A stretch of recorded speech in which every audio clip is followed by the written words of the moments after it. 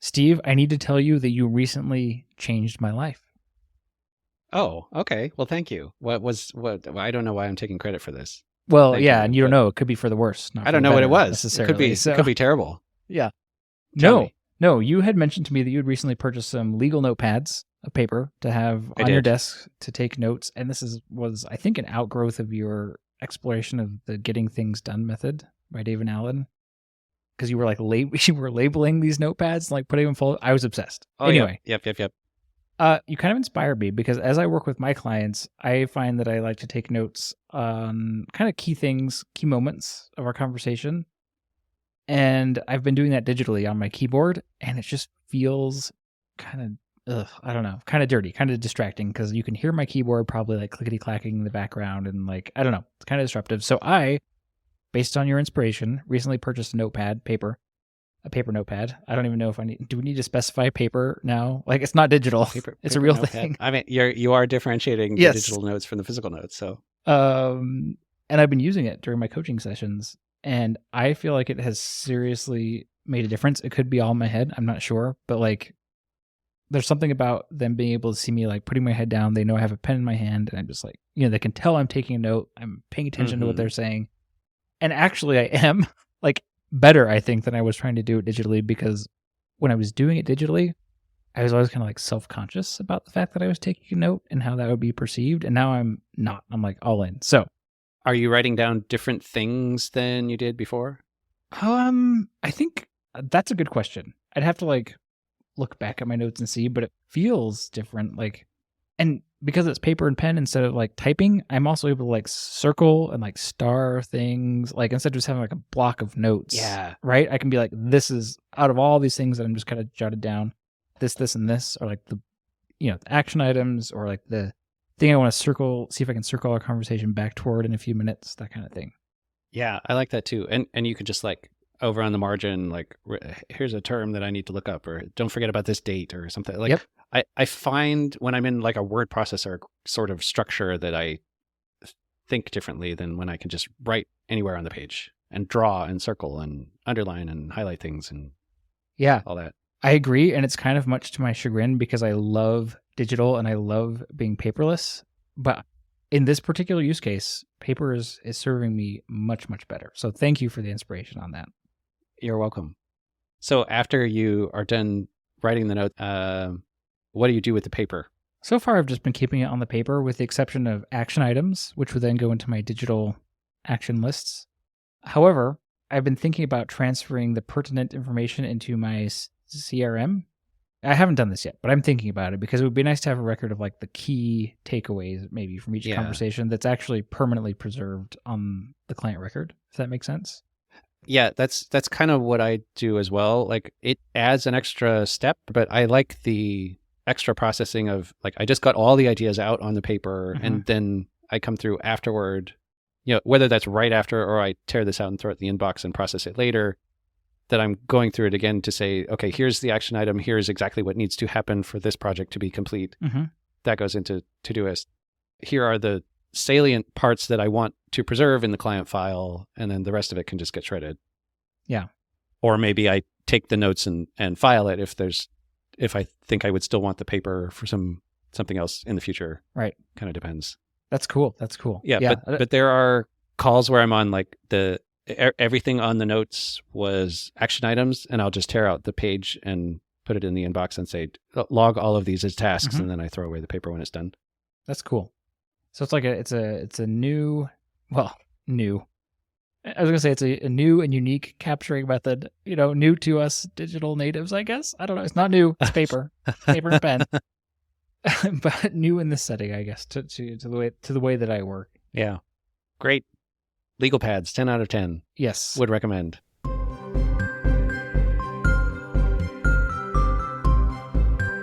Hello there, dear listener. I am Steve. And I'm Tyler. And welcome to another episode of It's Not About the Money, where we discuss a wide range of topics related to creating and running small businesses. Tyler has a financial coaching business. I run a tax practice. We're both small business owners like you, and this podcast is our attempt to make sense of the world one episode at a time. And today, Steve, it's happening. It's finally happening. It's happening. We love to talk about You Need a Budget.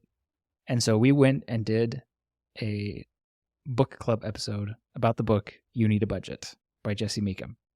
Hooray! This is the first time I have read the book, even after having used the system for years and years. I think you've read it twice now. Is that true? I did. I read it a long time ago, and I reread it again just the other week in preparation for this episode. But I actually want to ask you about that right off the bat. So, as someone who has used YNAB for a long time and been really familiar with the YNAB method and the software, did reading the book make a difference to you? Like, did you learn anything that you didn't already know? Or was your practical experience basically all you need? I felt like reading the book was a reminder of the philosophy behind it all, sort of take me up to the 30,000 foot view and remind me, what is this all about? Why are we doing this? Why are we doing this? What benefit are we going to get out of this? That's the thing that I found really useful from this book. Okay. Yeah, I kind of felt similarly. And although I'm very steeped in the YNAB method and practices and software, I found that 30,000 foot view very refreshing, and it actually recalibrated my my own budget and my own approach to budgeting, and of course, consequently, my coaching in ways that surprised me quite a bit, actually.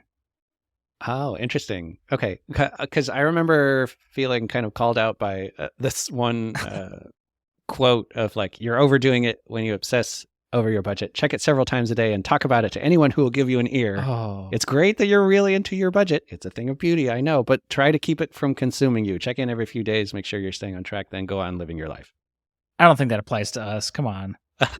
At the time, I felt called out by that. And I read the book. It was probably a couple of months ago now, and since then I have checked my budget less frequently, and I don't know if that is a result, not consciously, but just that I've sort of let that go a little bit and gone to living my life more rather than focusing on it so much. I don't know, but I found that interesting. So I guess it sort of did change my behavior as well. In that you budget less, or you check your budget less. That's checking the budget less. Right, exactly. Well, what were you? I'm not obsessing about it all the time. When you were obsessing over it, like what did you enjoy about checking it? Like, what were you checking it for? Was it just to see how your spending was going, or you just want to see what is my net worth? What is my net worth? I mean, I don't know. Like, what was the draw? It's like I know that new transactions have come in, and I want to make sure they get categorized correctly and they have the right notes in the memo field, and the payees are correct. Like all of the little details, I want to make sure they're all correct. And I can do that just as well once a week as I can every day. Oh, I see what you're saying. So it doesn't need. So that's kind of what has changed. Yeah. So you still do it. You just do it. Yeah. It's all, and it's still all good exactly. Stuff. Yeah. Right. Mm-hmm. I also feel called out by that, and that's why I don't remember that quote. I must have just blocked that out because I still like obsessing over my budget. Although, I mean, when I was training to be a YNAB coach, they did kind of call us all out on that in our cohort. They're like, look, you need to realize that a lot of people that you're going to work with are not going to be like you. Oh, yeah. Basically, well, yeah. Like they're hiring you because you are the way that you are, or you know the things that you know, that you do the things, So the expectation shouldn't be that everyone that you work with is going to become like you and use YNAB with the same fervor and obsession maybe that you do. You just need to get it to work for them, right? So that's a good point. That's a good point. Yeah, I think that's true of a lot of service businesses. Like as a tax pro, I have to resist the urge to use all of the IRS terminology and like explain things in accounting terms, because that's not what they hired me for. Right. They hired me to know that stuff and to tell them what the relevant parts that they need to know, explain it in a way that they understand, but not to convert them into accountants. You're there to make their life more convenient and more optimal for their situation, right? Yeah. So it's the same kind of thing. Yeah. Well, cool. Yeah. I need to think about that a little bit. I actually don't, the thing that I obsess over my budget with more than checking it is kind of like playing with the way my categories are organized. I like to switch it up periodically, but anyway, we can talk more about that later, right? So, can I just share? I made a list of 5 things. We don't have to go through the whole list, but I kind of want to touch touch on a couple of these. Like as I was reading the book, changes that I made, either to how I think about budgeting and YNAB or how I actually do it. And I kind of wanted to share the first one of these that I wrote down, which is that I want my budgeting sessions to be sacred again. Oh, this is not doing me any favors in terms of making me look not like a budget nerd. But what do I mean is I think over time, I got more interested in the details of like, yeah, what are the transactions? How am I trending on my spending for certain categories? Whatever, making sure my plan is coming to be. But it got pretty rote, right? Like I had a little routine when I got paid. I would log into YNAB, reconcile my accounts, sign the money. I use targets pretty heavily in YNAB, and so a lot of it's just automated. And it took away the process, or took away from the process of examining my desires and answering the question, like, what do I want this money to do for me? Because I'd already kind of, like, based on historical data, I just kind of figured out what it probably would do for me based on my past behaviors, which is totally a different question than what do I want this money to do for me? And, like, that process of having that conversation with myself and, like, taking ownership of it and deciding and, like, maybe directing it in a way that's different from last month or the month before that, according to what I desire right now, like, reading this book really made me want to have that experience again. And so that's what I've been focusing on, among other things, since reading the book. And it's awesome. I like that. I think I tend to fall in the trap of bookkeeping because that's the thing that I love to do anyway. Right. And so let's make sure all these details are correct and the historical reports are an accurate reflection of reality. Yeah. What actually happened. But the power of scarcity really is what this is about, is like, yes, let's force you to acknowledge this is the amount of money you have right now that has to do all of the things you want and need it to do until you get paid next. And so what do you want it to do in that time? Yeah. Yeah, I find that when I focus on the bookkeeping aspects of it more than on the values and desires aspect of it, I spend out of line with my values more often, actually, because like I know I can just kind of I can do whatever I want basically and I can just roll with the punches. YNAB rule number 3, right? And like cover the overspending. And so it's just like slipping. If this isn't maintained, you're kind of like present and future focus on this. It's easy to slip into like, let's retroactively just fix whatever happened, which there's nothing wrong with that, right? Like I'm not going into debt. My net worth is still growing as I like save for retirement. Like nothing is wrong with it inherently, but it's not a joyful experience. It's more just like living by the seat of my pants. And I found that I was living more by the seat of my pants, spending more by the seat of my pants than doing it with intention, which is kind of the point of YNAB, is to get you to be intentional and like be in charge and in control of your money, right? Yeah. And not in the sense of you're restricting yourself so much as like you've taken the time to understand what are my priorities with this finite resource, and then letting that guide your behavior rather than the behavior sort of trickling back into, well, how are we going to fix that in the numbers here? Yeah. Given what we did. And this brings up a really interesting question to me, which is, how does budgeting the YNAB way, or in general, how does budgeting change when you have plenty of money available to you versus when money is tight? And my working theory is, when you have plenty of money, you spend less intentionally. Yeah, that makes sense. I talk to people all the time who have plenty of money. And these are not my clients, by the way. I'm talking like when I try to talk to my friends and family about this kind of stuff, right? And they're like, we don't care. Like, we have plenty of money. Like, we're not in debt. Like, whatever, it's fine. I'm like, but are you living your true best life? Like, sure, you're fine, but are you great? And then they're like, okay, go away. I don't want to talk to you anymore. That's not, because I really, when that scarcity isn't present and you're not feeling it, you don't have to make decisions about what you care about most. So it's easy to blow a bunch of money on stuff that's like kind of like fun or cool in the moment, but you don't really care about, right?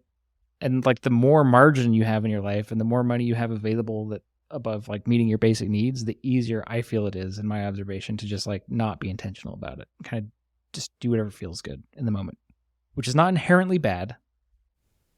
again, it's just like not necessarily the best, I guess. Yeah. Like if you want to make the most of this life that you have and the resources that you have, you can be more intentional about it. And I guess that's the optimizer in me speaking, and not everyone is an optimizer, so that's important to keep in mind. oh, well, that's interesting. Yeah. So maybe the thing that draws you to this would not be as big of a draw to someone else in your same situation. Right. Okay. Well, here's a quote that's sort of related to that. Maybe we could talk about. Rule 2 moves the question from can I afford this to does this move me closer to my goals? I love this. I love this so much. Because the question, can I afford this? When money is not tight, the answer to that is probably always yes. Like you have the cash available. Like if by afford, if you mean is there money in the bank to cover this expense, the answer is almost always yes. Yeah. And so then what does that mean anymore? But reframing it as does this move me closer to my goals? That brings that intention back into it. Is this the highest and best use of this money right now? Based on what I want the most right now and value the most right now. Mm-hmm. Not just what feels good for the next 5 minutes. Yeah, this applies across the board too. I mentioned, how is budgeting different when there's plenty of money versus when money is tight? And I think maybe the principles are the same, but when there's plenty of money, you just have to kind of like self-impose the feeling of scarcity. I had a session somewhat recently with a client who makes around $1 million a year in income, which is a lot more than what I'm used to dealing with in my life, full disclosure. Right. But he had the same stress and the same questions about money as the people that I work with that make $100,000 a year or thereabouts, right? And that was fascinating to me. I'm still having my mind blown by the conversation that I had with him. Really cool guy, had a lot of awesome stuff going on, but felt scarcity in the same way that we all do. And I think that's interesting. And so the conversation with him wasn't like, can I afford this? Because most things he can afford, to your point, right?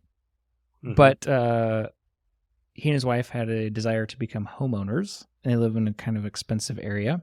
And that was their desire, and their decisions with money day to day, though they were not stressing them out financially in any way. They didn't have any debt. They weren't like, sinking in problems or anything financially, as one would hope with that kind of income.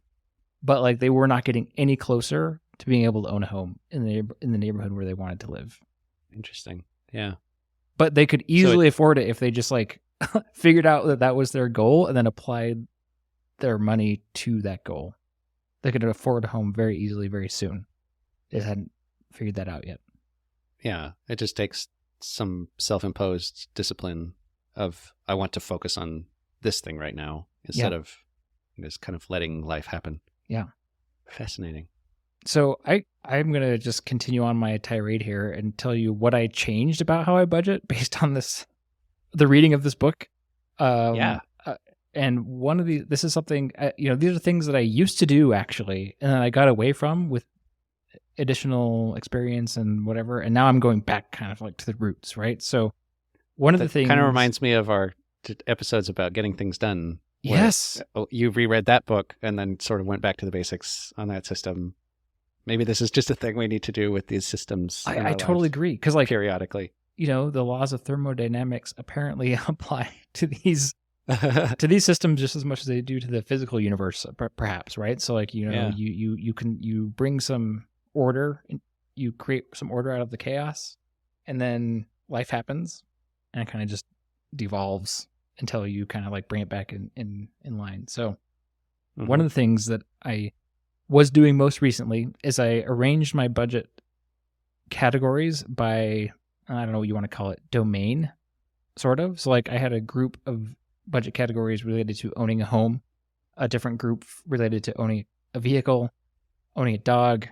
Does that make sense? So it was like by domain, right? And the categories were grouped together under those headers because I was more interested in the reporting aspect of it. Like I wanted to see how much does it cost me to own a home across all these different budget categories, or own a car, et cetera, et cetera. So, and that's cool. There's a lot of value to that, right? Again, I'm not saying that what I was doing was wrong in any way. It's just was maybe further from the spirit of the YNAB method than what I'm doing now, which is I totally blasted that apart and I rearranged my budget categories according to my priorities.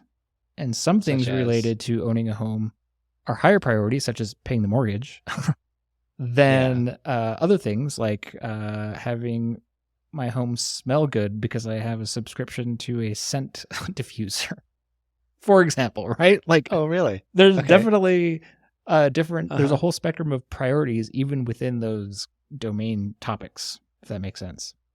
Okay, that's interesting. Go on. And so that was a big change that I made, actually. And it's had some fascinating, like, I don't know, I didn't expect it to make that big of a difference, but actually it really, really has when it comes to every time I get paid, and I do rule 1 of YNAB, which is to give every dollar a job. Because I've organized my categories by priority now, it's kind of like just start at the top and go to the bottom instead of, well, I don't know.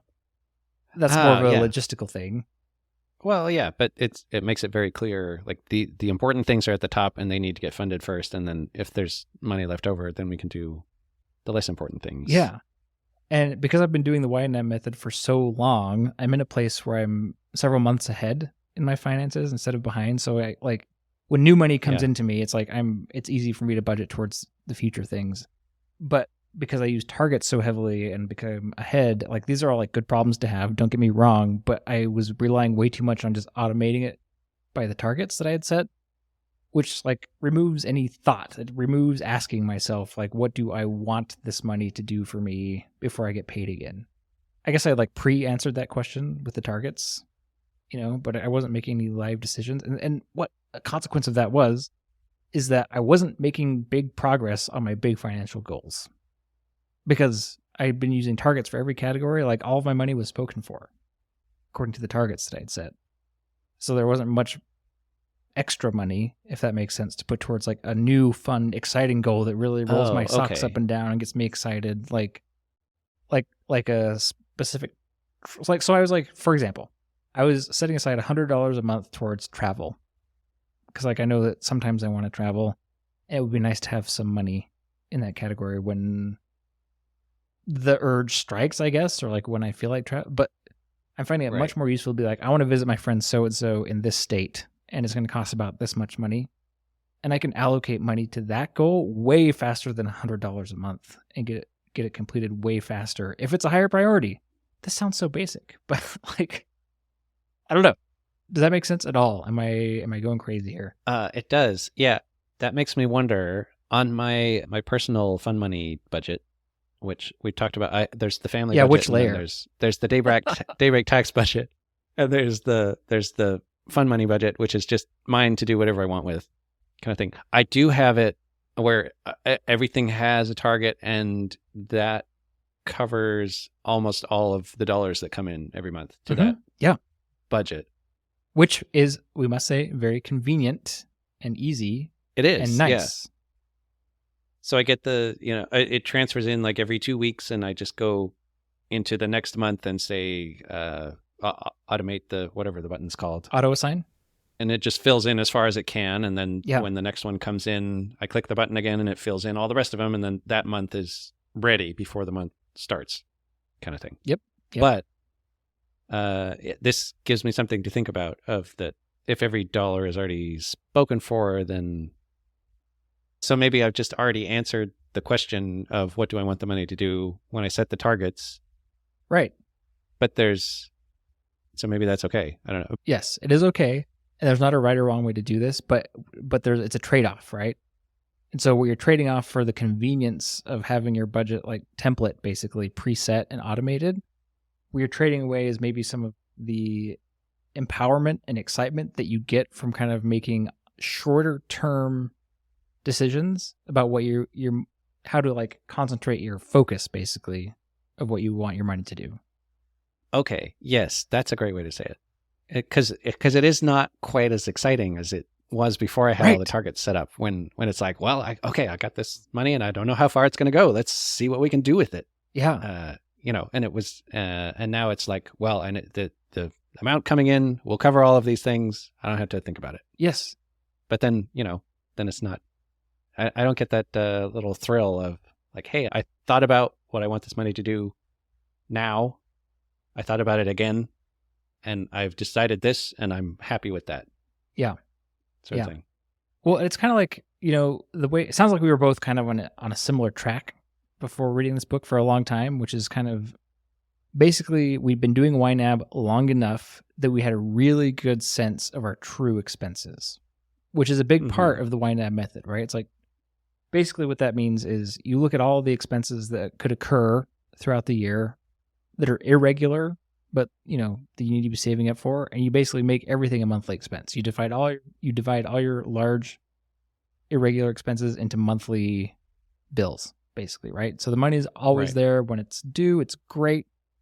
But I think for my own taste, again, this is just the influence of the book on me. So again, there's nothing wrong with that, but I kind of took that to an extreme where I made everything a true expense. Like someday I will travel. And so I'll just like tuck money away for that. Again, is there anything wrong with that? No. Was it exciting? Also no. Does that make sense? So yeah. So like the thrill that I got when I changed that to visit such and such a friend in this state, I know I'm going to need to pay for Airbnbs, gas for the car, whatever, maybe dog sitter, depending on it. It comes out to like not that much in this particular case, like maybe $1,200 or something, and like that's something that I could fund today if I just pulled money from a future month and just like dumped it in there. But because I had broken everything into true expenses and just funded it $100 at a time, like that would never even occur to me. It's like, oh, I could go on this trip tomorrow if I wanted to. Right. Where otherwise it's you're waiting a year for that much to accumulate. Yeah. Well, all of these other things are also accumulating, but being able to recognize, hey, this is an opportunity with what I already have here ready to go. I could do this if I wanted to.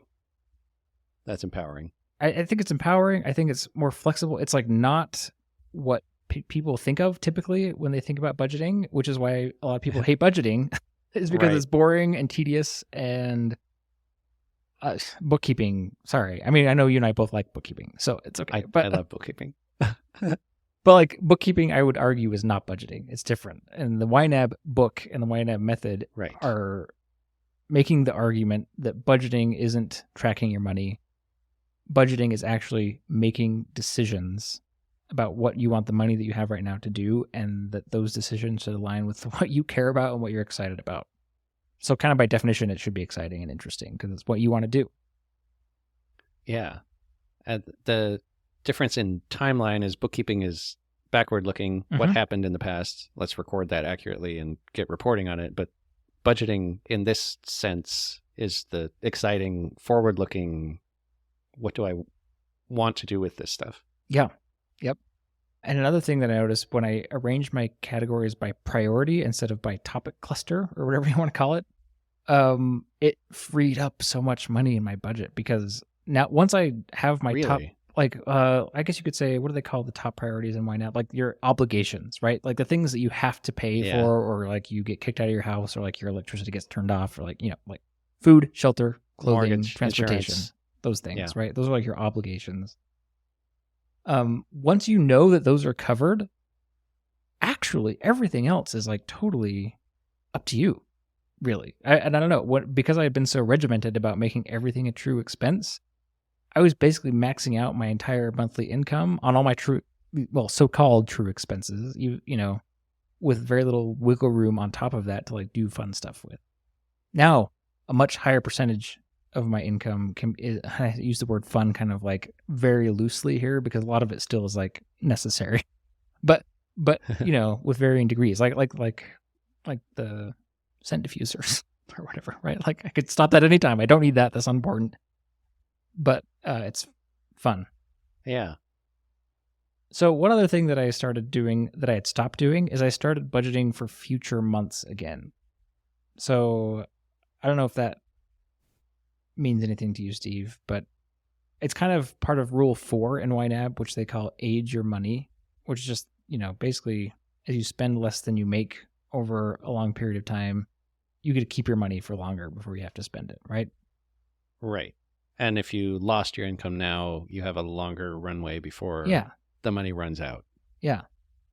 And so YNAB, the software, will allow you to start funding your future months before they even show up, right? So like, let's say it's January right now. Let's say I've funded all of my budget categories fully for January, and I get paid next week. I could put that paycheck towards February and start funding February, right? And as long as you're spending less than you make, eventually, like in theory, that could go infinitely. You could fund further and further into the future.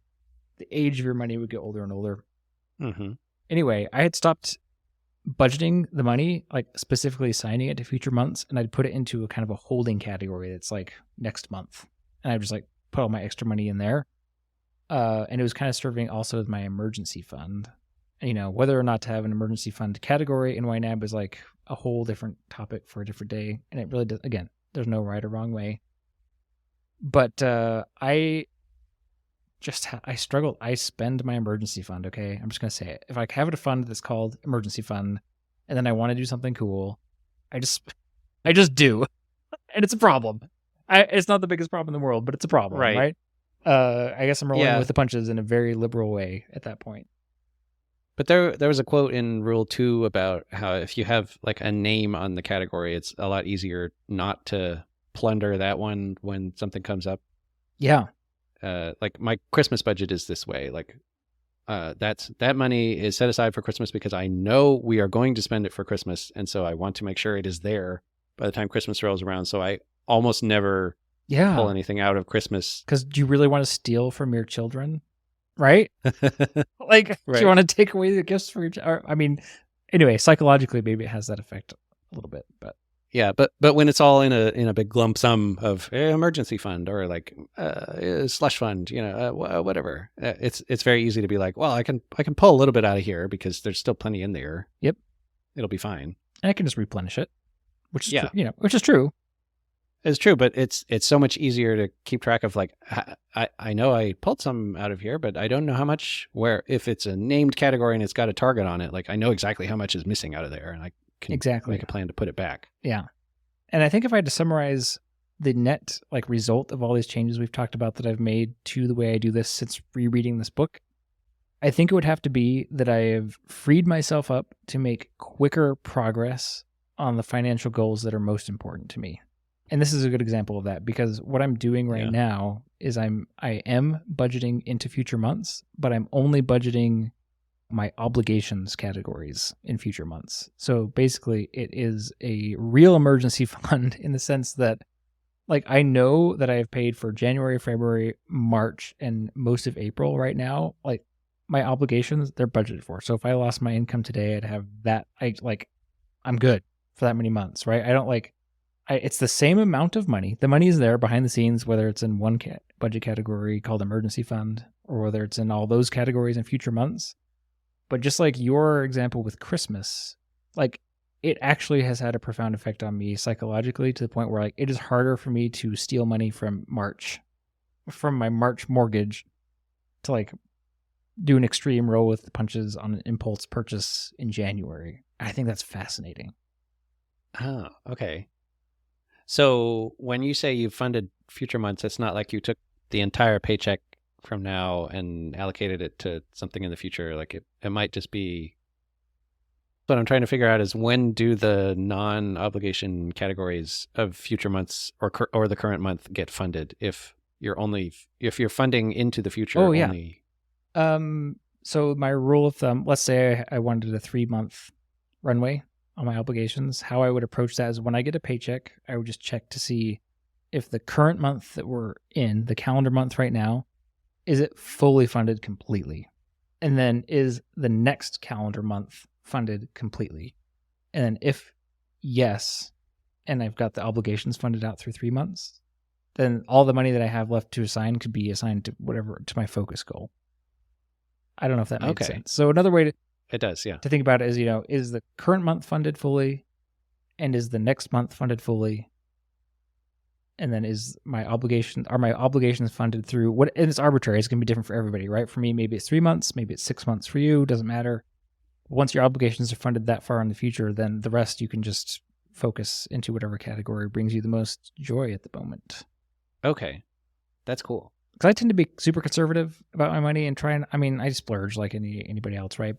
But you're living far enough below that income that you have enough wiggle room to be able to do this kind of a thing. Yeah. And it's really cool. And it's not extreme. It's not unlimited. It is very finite. Back to the scarcity comments that you were making before, right? But I guess what I'm realizing is that by arranging my budget this way, even though it's the exact same amount of money as I was working with before, it feels like a lot more. And that's just interesting to me. Yeah, that is really interesting. So thanks for coming to my TED Talk about my therapy session about YNAB. But we haven't even talked about the book yet. I mean, Oh yeah, the book. Should we talk about some of the standout moments, or? I had a bunch of quotes in here, and I think we've mentioned most of them actually. One that we haven't talked about yet is he talks about teaching kids to budget, and there's at least two schools of thought here. One is you give kids an allowance, and that's how much money they get automatically. They don't have to like do anything special to get it necessarily.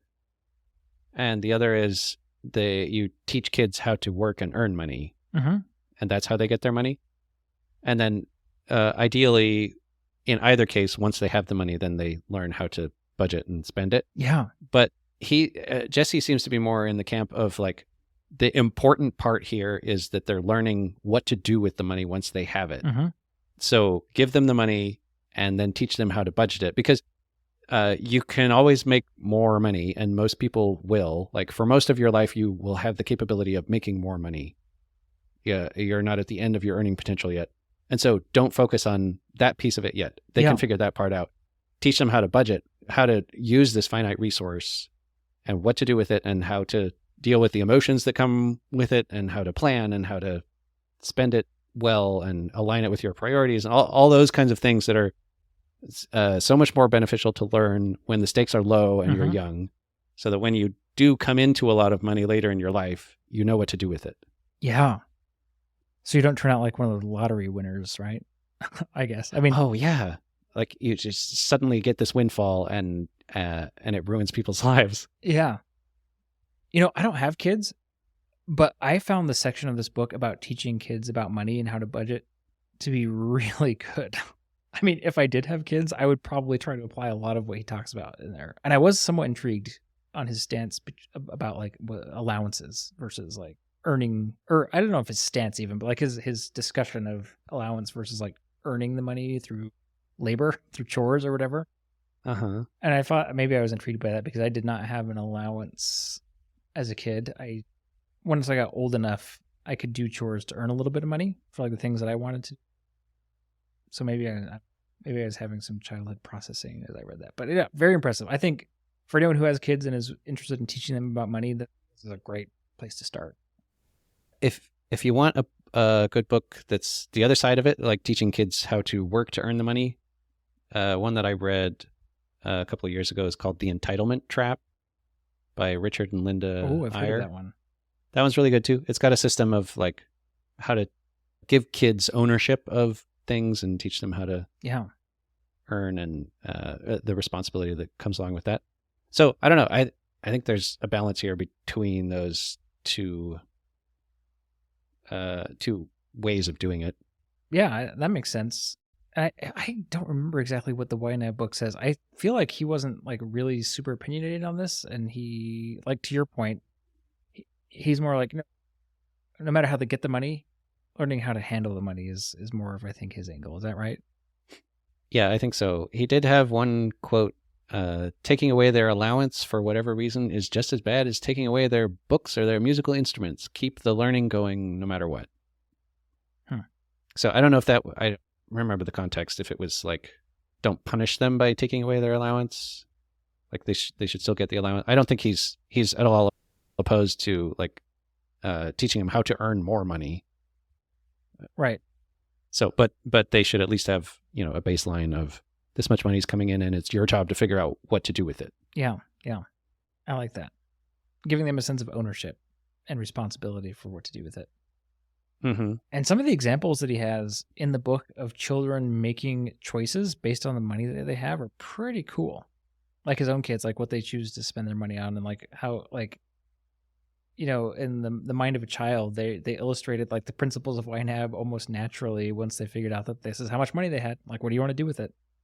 And, they were able to like apply the rules better than a lot of adults, which I thought was kind of cool. Yeah.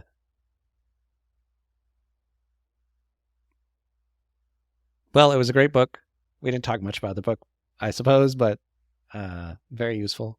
We should do like a series on each of the rules at some point. I think that would be great. Where we actually talk about go through what, because I think we've mentioned all of them here but in passing, but like let's go through what they actually are, what they mean. At some point. Yeah. And I think maybe for today, a reasonable summary on this, and this comes actually from a conversation I had with a client earlier today, which is that YNAB as a personal finance method is really different from a lot of other personal finance methods because it's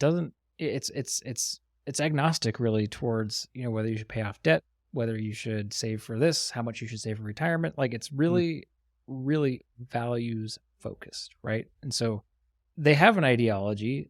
Like Dave Ramsey has an ideology, the 7 baby steps, right? The money guys have the financial order of operations, which are their like prescriptive, order of operations for like how to tackle your financial goals. YNAB does not have that. And I think that sets it apart. And I think that is really obvious from reading the book, which is that their prescription is that you need to do some self-reflection and figure out what you value, what you think is important and what makes you happy.